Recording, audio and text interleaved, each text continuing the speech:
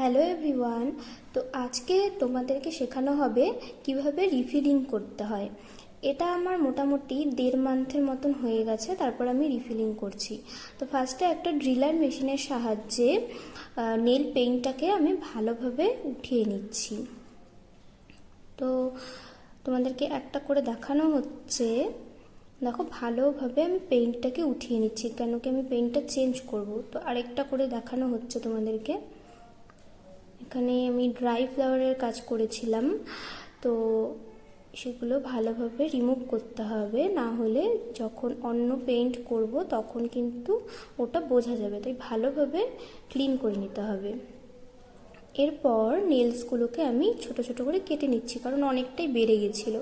তোমরা ভাবতে পারো যে হাতটা চেঞ্জ হয়ে গেল। অ্যাকচুয়ালি হাতটা আমারই, কিন্তু ফার্স্টের যে ভিডিওটা ছিল সেটা কোনো কারণবশত ডিলিট হয়ে গেছিলো। তো চলো, যাই হোক।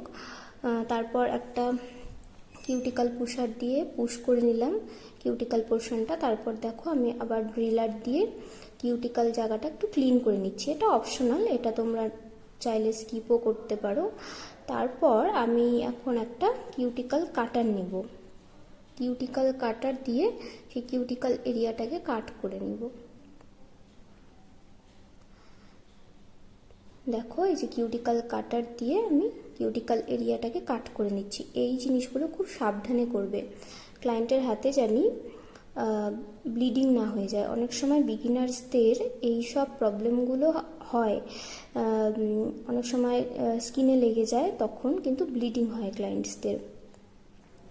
তারপর কি করব, তারপর যে জয়েন্টটা আছে সেটাকে একটা এমরে বোর্ডের সাহায্যে আমি ব্লেন্ড করে নিব, এবং সাথে সাথে আমার যেরকম শেপ পছন্দ সেরকম শেপ দিব। আমি এখানে অ্যালমন্ড শেপ করছি।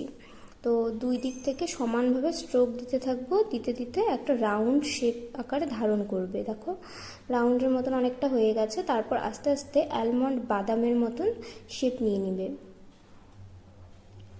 দেখো, কিছুটা অ্যালমন্ড বাদামের মতন শেপ নিয়ে নিচ্ছে। তো তারপর আবার একটু ভালো করে ব্লেন্ড করে দিব, কারণ ওই জয়েন্ট জায়গাটা যদি ভালো মতন ব্লেন্ড না করি তাহলে কিন্তু ন্যাচারাল লাগবে না। তারপর সাইড ওয়ালগুলোও ভালো করে ব্লেন্ড করব, নিচটাও ব্লেন্ড করে দিব। তারপর একটা সফট পেপারের সাথে ভালো করে ব্লেন্ড করে দিব। নেলসটা যত ভালো ব্লেন্ডিং হবে তত কিন্তু ন্যাচারাল লাগবে। তো দেখো, তারপর আমি ব্লেন্ড হয়ে যাওয়ার পর, সব নেলস শেপিং হয়ে যাওয়ার পর, আমি রিয়েল নেলসগুলোতে একটা ডিহাইড্রেটার দিয়ে দিচ্ছি। তারপর একটা প্রাইমার দিয়ে দিব, সেই ওই রিয়েল নেলসগুলোতেই দিব। ফেক নেলসগুলোতে দেওয়ার দরকার নেই, রিয়েল নেলসগুলোতেই প্রাইমার দিয়ে প্রাইম করে নিচ্ছি। তারপর জেলের কোট দিব। যদি তোমার জেলের কোট থাকে জেল দিবে, অ্যাক্রিলিকের কোট থাকলে অ্যাক্রিলিক দিবে। আমার এখানে যেহেতু জেলের জেল দিয়ে এক্সটেনশন করা ছিল, তাই আমি জেলের কোটিংই দিচ্ছি। তো ফার্স্ট কোটিং কিন্তু একদমই পাতলা, একদম আমরা যেরকম বাড়িতে নেল পলিশগুলো করি সেই রকমভাবে একদম পাতলাভাবে দিতে হবে, যাতে স্কিনে না লাগে সেই দিকে খেয়াল রাখতে হবে। তো আরেকটা আমি দেখিয়ে দিচ্ছি। দেখো, গোল গোল করে ঘুরিয়ে নিয়ে একদম কিউটিক্যাল এরিয়া থেকে সুন্দর করে পুরো নেলসে আমি দিয়ে দিব। তারপর এভাবে করে গ্র্যাভিটি দিতে হবে, তাহলে সব প্রোডাক্টগুলো সমানভাবে বসবে। তারপর ইউভি ল্যাম্পে আমি কিওর করে নিব 90 সেকেন্ডের জন্য।